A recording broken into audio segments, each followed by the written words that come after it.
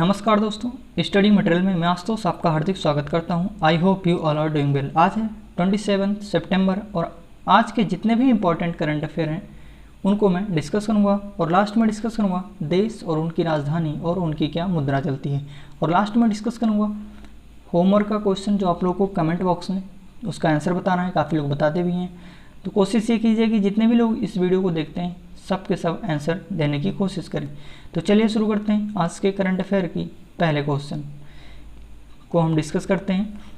पहला क्वेश्चन है, किस राज्य ने एकीकृत पोर्टल यूरेस का शुभारंभ किया है? तो इसका राइट आंसर हो जाएगा उत्तर प्रदेश। और उत्तर प्रदेश के सीएम हैं योगी आदित्यनाथ। आनंदीबेन पटेल यहाँ की गवर्नर हैं और उत्तर प्रदेश की राजधानी लखनऊ जो कि गोमती नदी के किनारे बसा हुआ है और यहीं पर 2020 का डिफेंस एक्सपो का भी आयोजन किया गया था। लखनऊ में 2020 का डिफेंस एक्सपो का भी आयोजन किया गया था।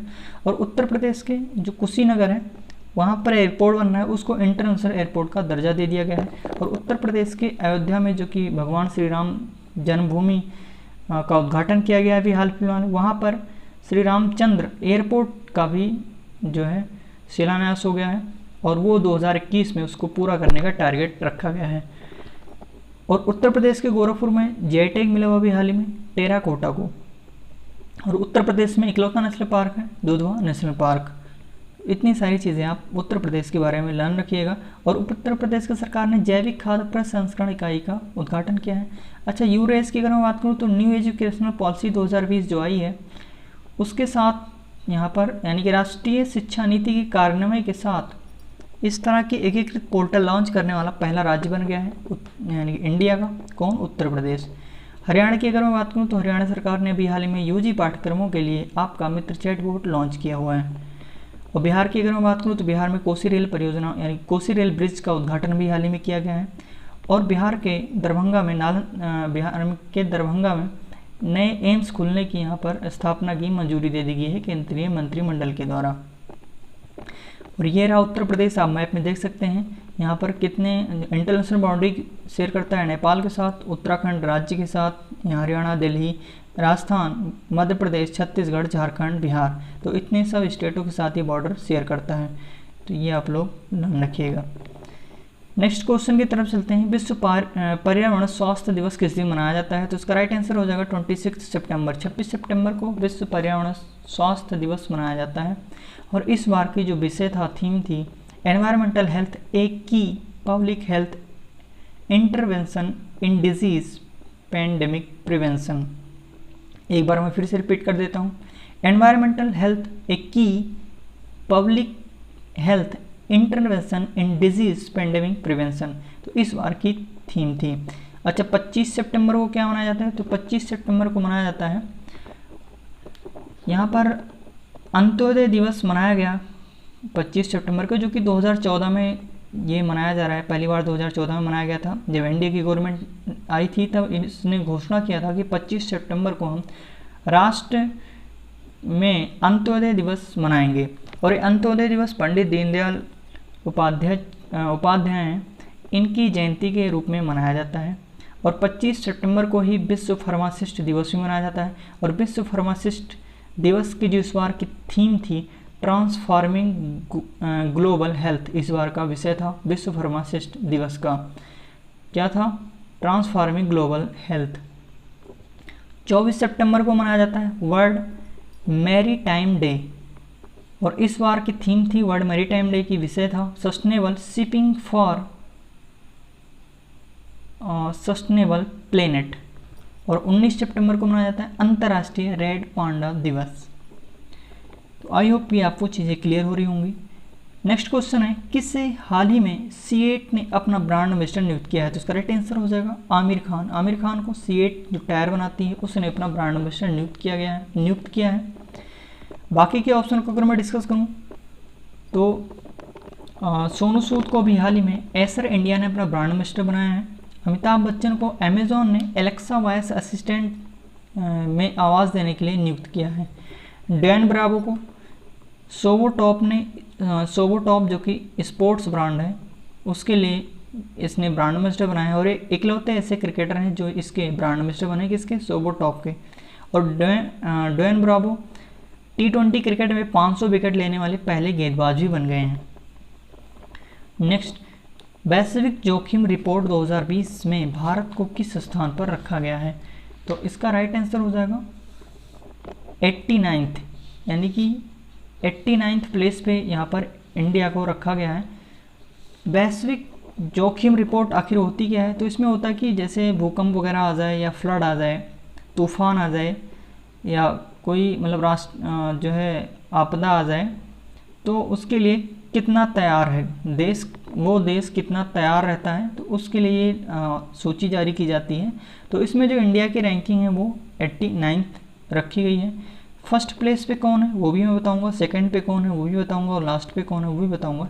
लेकिन उससे पहले इसमें मैं बात कर लूँ ऑप्शन की, तो 105 जो है वो ग्लोबल इकोनॉमिक फ्रीडम इंडेक्स 2020 में इंडिया की रैंकिंग है, और इसे कनाडा के जो फ्रेजर इंस्टीट्यूट द्वारा इसको जारी किया गया है। किसके द्वारा मिलकर? दिल्ली की जो थिंक टैंक बॉडी है सेंटर फॉर सिविल सोसाइटी, उसके द्वारा मिलकर ये ग्लोबल इकोनॉमिक फ्रीडम इंडेक्स 2020 जारी किया गया। उसमें इंडिया की रैंकिंग 105 थी और फर्स्ट स्थान पे हांगकांग था। 168 की बात करूँ मैं 168 की, तो इसमें इंडिया की जो रैंकिंग है 168 है, 168 है। किस में? तो यहाँ पर जो है ये टॉप किया था डेनमार्क ने, और येले यूनिवर्सिटी कोलंबिया द्वारा ये जारी किया था। तो जो 1068 है वो मैं बता देता हूँ कि किसने जारी किया था, लेकिन आप लोग ये बताइएगा किस कंट्री ने, सॉरी इंडिया में किस चीज़ में इसकी पोजीशन है। 168 किस पोजीशन पे है ये? टॉप किया इसमें डेनमार्क ने, और येले यूनिवर्सिटी द्वारा ये, येले यूनिवर्सिटी एंड कोलंबिया यूनिवर्सिटी द्वारा ये जारी किया गया था। लेकिन किस चीज़ में इंडिया की पोजीशन 168 है ये बताइएगा 2020 में। ऐसे ही आप बताइएगा 74th 74वें स्थान पे जो है इंडिया की रैंकिंग किस में है, और इसमें भी टॉप किसने किया है? स्वीडन ने टॉप किया हुआ है। तो किस चीज़ में इंडिया की रैंकिंग 74th है, यानी कि 74वें स्थान पर इंडिया है।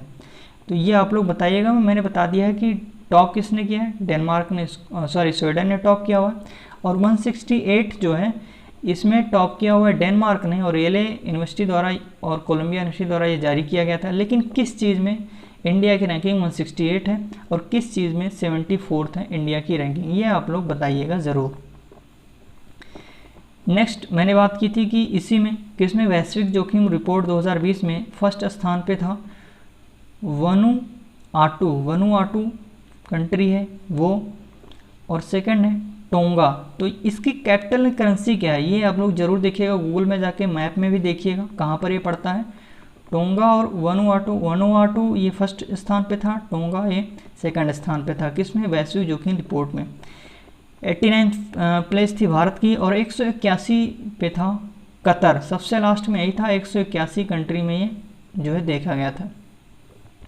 मोक्ष कलश योजना की शुरुआत किस राज्य ने की? तो इसका राइट आंसर हो जाएगा राजस्थान। राजस्थान ने इसकी शुरुआत की मोक्ष कलश योजना। इसमें क्या होगा कि कोई भी किसी के घर के कोई किसी की डेथ हो जाती है, तो जो राख होती है, जो अस्थि होती है, उसको हरिद्वार गंगा में डालने के लिए, प्रवाहित करने के लिए यहाँ की सरकार ने 2 लोगों को फ्री में बस से सफ़र करने के लिए फ्री ऑफ कॉस्ट कर दिया है। तो उसी का नाम दिया है मोक्ष कलश योजना। किसने शुरू किया है? राजस्थान की सरकार ने। और राजस्थान के सीएम है अशोक गहलोत, कलराज मिश्र यहाँ के गवर्नर हैं। और राजस्थान की सरकार ने एमएसएमई पारिस्थितिकी तंत्र के लिए सिडबी के साथ साझेदारी की है अभी हाल ही में। अच्छा, असम अभी हाल ही में न्यूज़ में था, तो असम की सरकार ने मुख्यमंत्री ग्राम्य परिवहन अचोड़ी योजना की शुरुआत की है। और त्रिपुरा की अगर मैं बात करूँ, त्रिपुरा की एक योजना है एक ठू खेलो एक ठू पढ़ो योजना, त्रिपुरा की सरकार ने शुरू की है।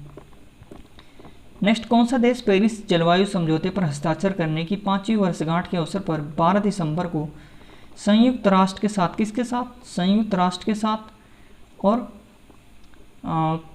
कब? 12 दिसंबर 2020 को ग्लोबल क्लाइमेट समिट की सह मेजबानी करने जा रहा है। तो उसका राइट आंसर हो जाएगा यूनाइटेड किंगडम। यूनाइटेड किंगडम जो कि यूके के नाम से जाना जाता है, और इसकी राजधानी लंदन है, और पीएम है बोरिस जॉनसन।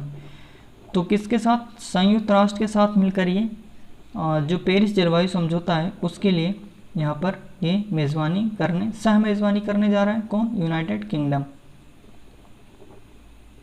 अच्छा, मैक्सिको अभी हाल ही में न्यूज़ था, तो मैक्सिको न्यूज़ में था ये जो है SDG जो होता है sustainable development goal, SDG sustainable development goal के लिए सॉवरेन बॉन्ड जारी करने वाला दुनिया का पहला देश बन गया है। और इसके लिए इसने 750 जो है डॉलर इसने यहाँ पर 750 आई थिंक लाख या ऐसे कुछ डॉलर इसने इसके उसमें इकट्ठा किया हुआ था इसी बॉन्ड के जरिए। कौन सा मंत्रालय नीति आयोग के साथ मिलकर आर्टिफिशियल इंटेलिजेंस रेज 2020 पर एक शिखर सम्मेलन का आयोजन करेगा? रेज आखिर है का, इसकी फुल फॉर्म क्या है? तो रेज की फुल फॉर्म बनती है यहाँ पर जो है रिस्पॉन्सिबल AI फॉर यानी कि AI फॉर सोशल एम्पावरमेंट पर एक विशाल शिखर का सम्मेलन का आयोजन करेगा। कौन करेगा? तो इलेक्ट्रॉनिक्स एंड सूचना प्रौद्योगिकी मंत्रालय। और ये मंत्रालय है किसके पास? तो रविशंकर प्रसाद जी के पास है।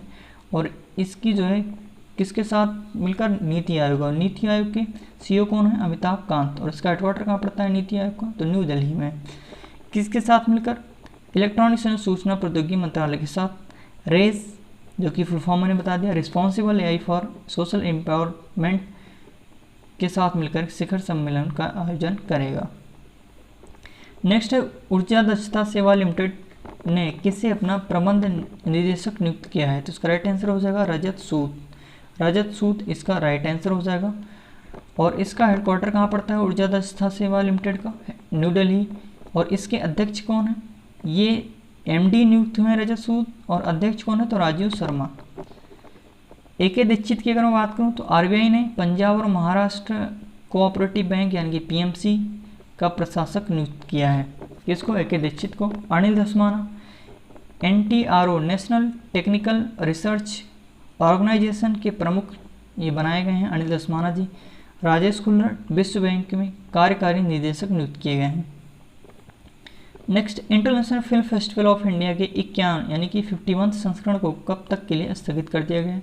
कोविड-19 पैंडेमिक बहुत तेज़ी से बढ़ रहा है तो इसके लिए इसको स्थगित कर दिया गया है 2021 के लिए। गोवा में होने वाला था तो गोवा में ही होगा, लेकिन 2021 में जनवरी या फरवरी के आसपास इसका आयोजन किया जाएगा। और 2021 में ही CFC cycling federation of India 2021 का जो है शिखर सम्मेलन की मेज़बानी करेगा, जो कि दिल्ली, मुंबई और बेंगलुरु में इसका आयोजन किया जाएगा। और 2021 में ही भारत ब्रिक्स खेलों का भी मेज़बानी करने की योजना बना रहा है। कहने का मतलब ये है कि 2021 में उसकी ब्रिक्स खेलों की मेज़बानी भी कर सकता है या फिर करेगा। नेक्स्ट, 4 दिवसीय लंबे डेस्टिनेशन इन नॉर्थ ईस्ट 2020 का उद्घाटन किसने किया? तो इसका राइट आंसर हो जाएगा यहाँ पर अमित शाह, जो कि कौन है? गृह मंत्री हैं। और ये जो है 4 दिवसीय लंबे डेस्टिनेशन नॉर्थ ईस्ट 2020 का उद्घाटन ये करेंगे, जो कि पर्यटन को बढ़ावा देने के लिए इसका आयोजन किया जा रहा है। कौन करेगा? अमित शाह। अच्छा, हरिवंश नारायण सिंह की अगर मैं बात करूँ तो ये भी हाल ही में दोबारा से चुने गए हैं राज्यसभा के उपसभापति। डीन जोन्स किस खेल से संबंधित है? तो ये क्रिकेट खेलते हैं और ये ऑस्ट्रेलिया के हैं और इनका भी हाल ही में निधन हो गया। नेक्स्ट, किस कंपनी ने 1 दशक के असफल प्रयासों के बाद भारत में अपनी बिक्री और विनिर्माण कार्यों को बंद कर दिया है? तो यहाँ पर हार्ले डेविडसन जो बाइक आती है, काफ़ी अच्छी बाइक होती है, तो उसने जो है 10 साल तक यहाँ पर देखा और उसे प्रॉफिट नहीं हुआ, तो अंततः वो जो है कंट्री छोड़कर जा रही है। और इसमें काफ़ी नुकसान भी होगा, जो लोग इसमें एम्प्लॉय थे उनको भी बड़ा झटका लगेगा, क्योंकि ऐसे ही पैंडेमिक चल रहा है, नौकरी जा रही हैं कई लोगों की, तो मिलने के आसार वैसे भी नहीं है और ऊपर से ये कंपनियां भी बंद हो रही हैं। तो ये पॉलिसी यही है। अब देखो और भी कंपनियां जाने वाली हैं, कौन कौन जाती हैं, तो इसमें सूची में जो शामिल हो गया हार्ले डेविडसन। ये बाइक बनाती हैं, मोटर हार्ले डेविडसन कंपनी है ये आप लोगों का होमवर्क का क्वेश्चन है, इसका आंसर आप लोग कमेंट बॉक्स में ज़रूर दीजिएगा। नेक्स्ट, स्टैटिस्टिक्स की तरफ चलते हैं। तो ये कैपिटल करेंसीज हैं, इसको आप लोग पढ़ लीजिएगा, स्क्रीनशॉट ले लीजिएगा और इसको जो है मॉर्निंग में करंट अफेयर में जो है प्रीमियर पे लगा देता हूँ डेली 5 PM पे, और सॉरी 5 AM पे, PM पे नहीं 5 AM पे। तो आप लोग डेली 5 AM पे जुड़ जाइए और शाम तक रिवीजन कीजिए। 2 बार तो कम से कम देखिए, 15-16 मिनट का वीडियो होता है, कोई ज़्यादा लंबा होता नहीं है। तो आपको डेफिनेटली यहाँ से जो है लाभ मिलेगा और क्वेश्चन यहीं से आपको देखने को मिलेगा एग्ज़ाम में। तो आई होप कि ये सारी चीज़ें आपको क्लियर हुई होंगी। अगर ये वीडियो हेल्पफुल लगता है, आपने कुछ इसमें सीखा, तो इस वीडियो को लाइक कीजिएगा, और जो लोग इस वीडियो को पहली बार देख रहे हैं चैनल को सब्सक्राइब कर लेंगे और बेल आइकन को प्रेस कर लेंगे ताकि उन्हें डेली का अपडेट मिलता रहे। तो धन्यवाद, जय हिंद, जय भारत।